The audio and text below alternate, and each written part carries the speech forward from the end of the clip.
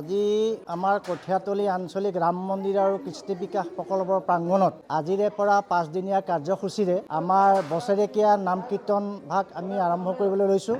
আৰু যিহেতুকে আজি ৰাম নৱমী তিথি, সেই ৰাম নৱমী তিথিৰ উপলক্ষে আমি ইয়াত ৰাম নৱমী পূজা ভাগো অনুষ্ঠিত কৰিছোঁ। লগতে ৰাম নৱমী পূজাৰ লগতে সংগতি ৰাখি আমি হোম যজ্ঞ ভাগৰ কামো আমি আৰম্ভ কৰিবলৈ লৈছোঁ। ইতিমধ্যে আমাৰ পূজাৰ কাম শেষ হৈছে। ইয়াৰ পিছতে গধূলা সময়লৈ ঠিক 6 বজাৰ লগে লগে আমাৰ আগন্তুক ৰাতিৰ কাৰণে যি নাম কীৰ্তনৰ তাৰ আমাৰ জল আৰোহণ কাৰ্যসূচী আৰম্ভ হ'ব। তাৰপিছত ৰাতি 8 বজাৰ লগে লগে আমাৰ অধিবাস হ'ব আৰু কালিলৈ পুৱা 5 বজাৰ পৰা আমাৰ 4 দিন কীৰ্তন আৰম্ভ হ'ব।